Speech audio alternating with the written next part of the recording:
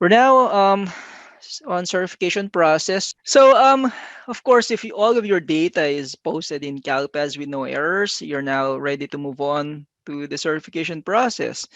So good news, this submission, you only have one certification level. So you only have to certify once or approve once, and you're done with fall 2. So good thing is you don't have to rely on yourself or wait on someone else to do a second approval. Bad thing though is everything is on you. So if there's a delay, then it's actually on you guys. So let's try to work on. Let's just try to discuss the process of fall 2 certification. Of course, you submit all of your files, and then you go to your certification page and see if you have any errors. Now, if you do have errors, of course, you always come back, either resubmit the file or do online maintenance to correct the errors. Now, once the errors go down to zero, then you review the reports. And if the reports all come out accurate, then you can approve and you're certified. Easy peasy. Okay. So this has been an ongoing issue for LEAs with regards to the certification process. And so, there is confusion on the functionality of the snapshot revisions. How do I see a revised uncertified version of my fault report or all of this stuff? So for additional information or guidance on how to look at the functionalities for snapshot certification, please go to the YouTube channel and look at the CalPAD certification process as well as the snapshot revision functionality. So this number 2 here is has two flavors of it. There's a quick one on how to switch revisions, and then there's a longer one with the business rules and all of those other additional nuances that is associated to certification. And then if you have any errors, you can always look at the certification errors, or better yet, you can just click on the error in CalPads, and CalPads will bring you to the specific error page. Okay, so if your data is all in CalPads and you're ready for certification, then of course you go to the certification page. Where do you go? Go to certification status, click on LA approval. Okay, so let's just demo that right now. Okay, so I am working under CSIS Training Berkeley Unified. And if I look at my certification, I go to certification status. And I have your fall 1, fall 2, and of course end of year because this is a test site. So I have fall 2 here. As you can see, I have 206 fatal errors. So I'll just click on this to bring up the certification status summary page. Okay, so in certification details, you have here your certification summary. So of course, if you have multiple revisions, you can always switch this and look for your revised and certified version. So currently, I have 206 errors. So I go here to certification fatal summary. These are my errors that I need to resolve. If once I've resolved all of this, I wait for a new snapshot for the errors to go down to zero. Now, once that happens, I then move on to certification reports. I review all of these reports, not just the ones in excess. I also review the supporting reports. That way you know who are accounted for. And then once all 5 have been reviewed, this would turn into green check marks. And then you would see a tiny box here where you can which you need to check and sign your life away, that saying that your data is accurate, and then an LEA approval button will appear here. Okay. Once you click on that LEA approval button, you're done with fall 2. So let's first discuss now some certification errors. Okay. So here are your common errors. For those who have been working with CalPad since eons ago or even starting this year, you would already have encountered CERT004, CERT004 is just stating that you have students who are missing their race and ethnicity data.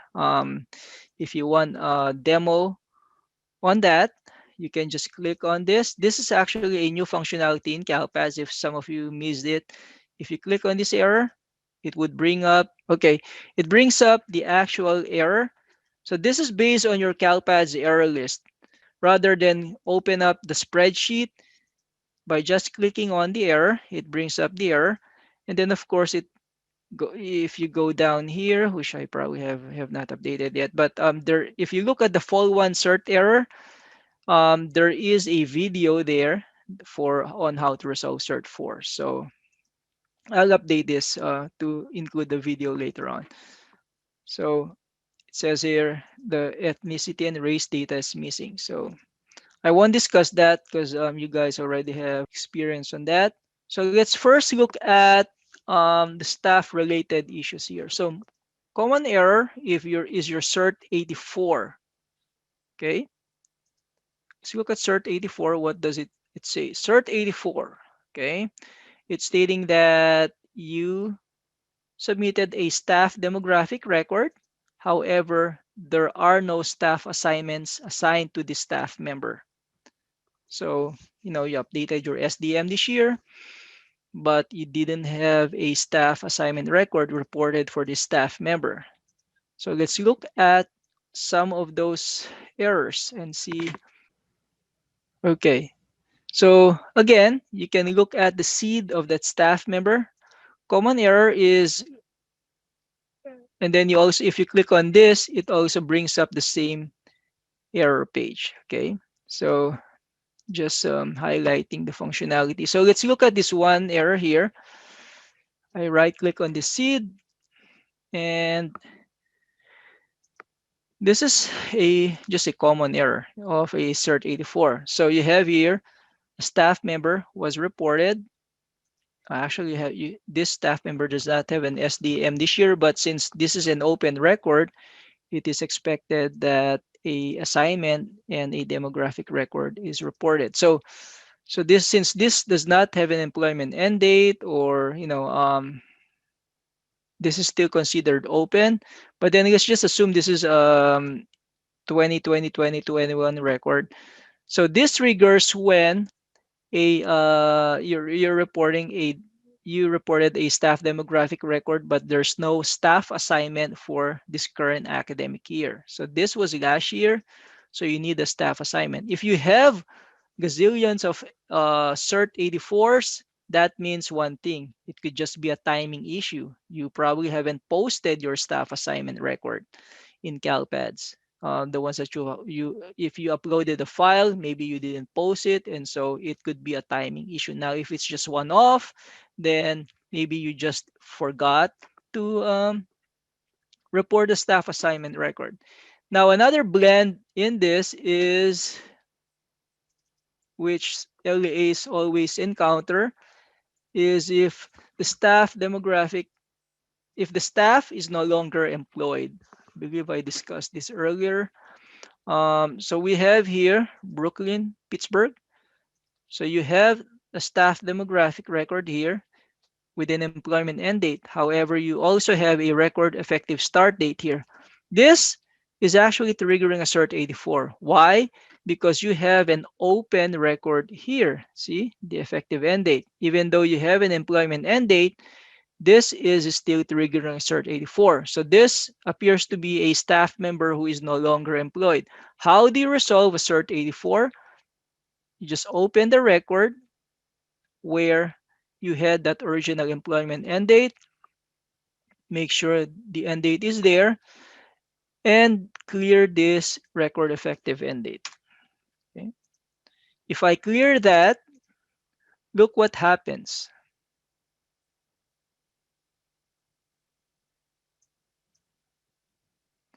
CalPAS will automatically remove that newer record and just leave one record here. So this is what you need to see. This is what you should expect when you resolve a CERT084. You only have one record, and that record would be for the old record where you had the employment end date. So when resolving CERT-84 for staff who left, make sure only the employment end date is populated. Okay, so that's for CERT-84. Okay, so let's move on to the next error on this list. So we resolved staff demo with no assignments and staff demo for staff members who left. So the next common issue is CERT-48. Okay, CERT-48, if we click on this, okay, is both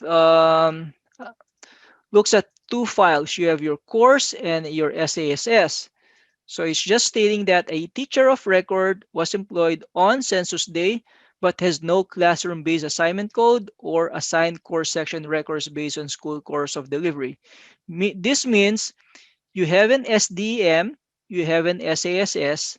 However, if you've reported a teacher, then of course you need to have a course record assigned to that teacher. So you probably haven't submitted your course record yet, or you probably assigned this teacher to a different site. Okay, so those are your scenarios. And then of course, could be an active defect. Okay, so this is another thing. So this is a good thing about clicking on the actual error here in CalPads. It gives you the error list. Plus, it also shows you if there are any active defects. Okay. Okay, so let's look at one record here. Okay, so let's look at this staff member. Okay, I have here Elizabeth Hoover. So I reported the staff member with an SDM. I have an SASS. However, I don't have any courses assigned to them. Okay, so disregard for the 27. Sometimes it happens for the 27. So let's say if you have an itinerant teacher and you don't have a course, then by all means assign the course to create a course for your 27s. Just because this teacher is itinerant, that they are exempted to have a course. No, you have to report a course and assign their seat to that course. Okay. And then, of course, if you have a 12 and you're missing a course, then report them as well. Now, Now, let's say you have a teacher or a pupil service and it's triggering a CERT-48. Why so? Because they're missing a non-classroom job assignment code. So remember, the admins and pupil services uh, cannot be assigned to a class, to a course. And so how do you assign for your job assignment? You assign them a non-classroom job-based assignment code. So if this is missing for an 11 or 10, then and 25, then of course, by all means, report their non-classroom job assignment code. That's the error for CERT-48. Now, let's go back to the error list. Now we have CERT-47. This is the opposite of CERT-48 error. So it's stating that you have a teacher assigned to a course that does not have a valid SASS. Okay, this is a little bit cryptic, but we can decode this. We go here to the error. So in layman's term, you assigned a staff demographic record, you assigned a course. However, there's no staff assignment record associated to this seed number. So we have here this one, Berkeley High.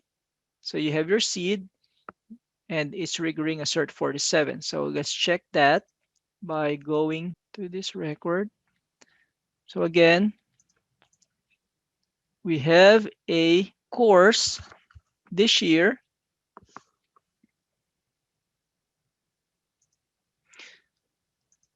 So we have courses here for 2020-21.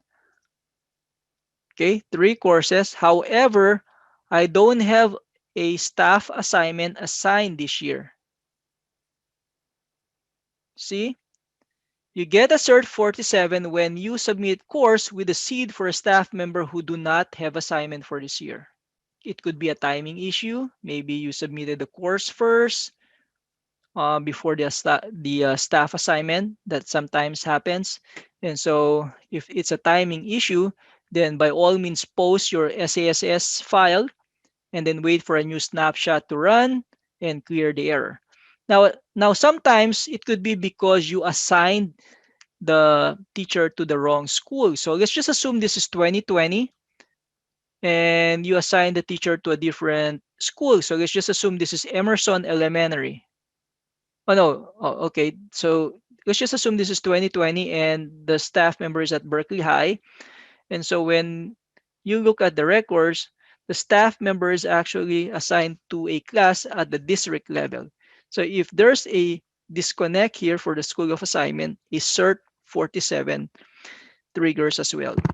And conversely, a CERT048 will trigger as well because you have Berkeley High here, but all of these are at Berkeley Unified. So you will trigger both 48 and 47 for different school sites.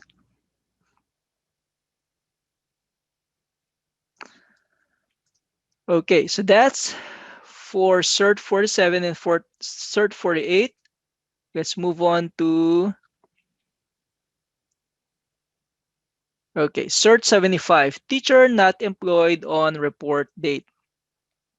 So this occurs if you have a staff member assigned to a class, but their employment start date happened after census day. So that means you have to report a teacher who was employed before census day and assigned to a particular class. Now, if that teacher was not employed on census day, then by all means it's a vacancy, and so you report the staff member to who actually taught on census day. Okay, so look at this. So 2020, I have this. However, they ended on 619. It could be that maybe you reported a seed for a teacher who is no longer employed, or it could be a teacher whose employment started after census day, 10/7/2020. Okay. Okay, so CERT 77 and CERT 79, these are associated to SCSE records. So for CERT 79, this is an error stating that you have a teacher who has an SDM, SASS, and CRSE record. However, there are no SCSE records or students assigned to their classes. Okay. When does CERT 79 normally happen for you guys? You have a teacher, but then you miss out, and then it turns out those teachers don't have classes assigned or students assigned to those classes. So two things here. First, of course, it's if you have thousands of CERT 79s, then of course you have it could just be a timing issue, right? You haven't posted your SCSC records, and so by all means post those records, wait for a new snapshot, and wait for the errors to clear. Now, this sometimes happens to itinerant teachers. Okay, so if you have a teacher who is on band, who is RSP, who you really don't need to account for those students enrolled in them, this happens when you report those teachers with a job classification of 12 instead of a 27. Okay. So the expectation is if you report a teacher with a 12 or 26, you have to report CRSE and SCSC. Now, if it's a 27, SCSC is optional, so you're not mandated to report SCSC. So if you have RSP teachers and itinerant teachers, then make sure that their job classification on the SASS is 27. Okay.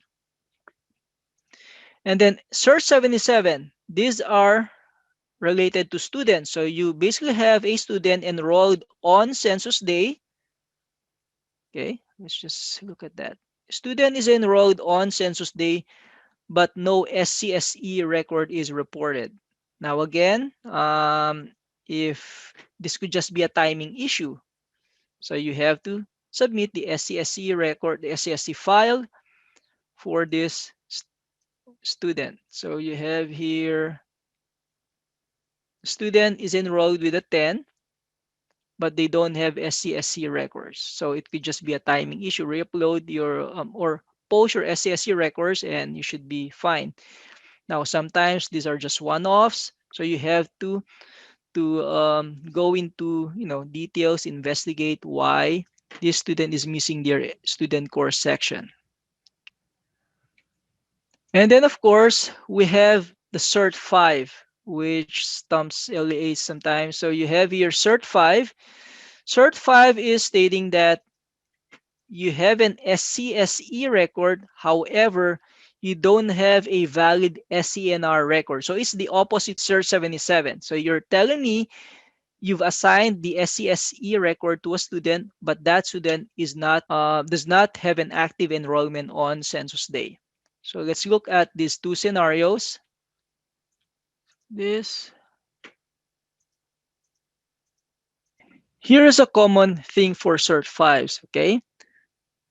So sometimes you have students who left the district before census day. It could be an N470. It could be, the student was enrolled up until before census day. So for these scenarios, make sure that you don't report their SCSC. So the certified triggered because this student is not enrolled on census day, was not enrolled on census day. However, you still reported their SCSC record. So to resolve this, just delete this record and then wait for a new snapshot to run to clear the error. Okay, if your student is not enrolled on census day. Now, there is another one which is more sinister. I mean, sinister because if you look at this SCSE record, why am I triggering a Cert 5 for a student who I don't have an enrollment here? Okay.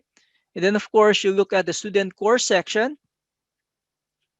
You don't even have an SCSE record reported. Why am I getting a Cert 5 for this? Okay. This sometimes happens when you were issuing an SSID or picking up a student and you inadvertently picked up the wrong student, and then later on you only learn about it after you've reported your student course section record. And so, you know, sometimes you would just delete the enrollment and be done with it. Okay, that's fine. Let's just delete the enrollment. Let's just delete the demo record. That's fine. But you forgot to delete the student course section. So once you delete the student enrollment, you don't own any records anymore, right? And so you're not able to see your student course section record here. Look what happens when I add a record for this student. So at Emerson Elementary, okay? So, okay, you looked at your records and in your SIS and see, oh, okay, this student was reported in our SIS. So you say Emerson. So this student was reported in our SIS, and so you just to look to be able to resolve this, you have to gain ownership of the student back. Okay, you can even do a 10, and you might get an SCNR 28 for this, but that's fine. Let's do fifth grade. Was this a fifth grade one?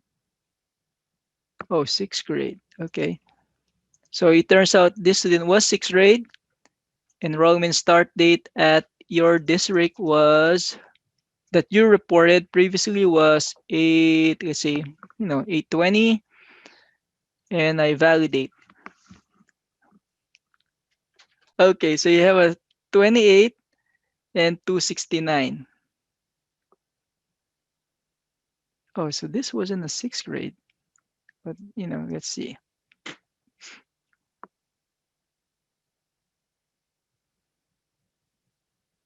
So now I've gained ownership of this record. I should be able to see the student course section here. Ha! There you go. See, before we don't have this. So this how you resolve a CERT 4. that if you can't see the student course section, that means you may have removed the enrollment. So just reestablish enrollment, and then you should be able to see this record. You delete this, and then you delete any other records that you may have forgotten to delete before deleting an enrollment record. This is important. When you try to delete or remove your LEA from an SSID, always start from the details before removing your student enrollment. Otherwise, if you just delete the enrollment, it orphans records and it will hunt you during certification season. Okay, so this is the way to resolve a CERT 5. Make sure if you can't see the student course section, you don't see your enrollment, meaning you have a ghost CERT 5, then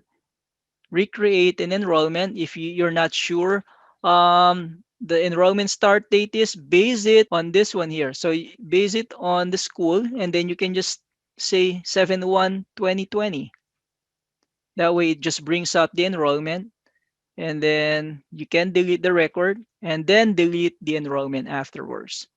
Okay, so that's how to resolve CERT 5s. So I guess we've discussed all of the common errors that you guys will encounter. I now pass on the baton or the mic to Nate, who will discuss the reports.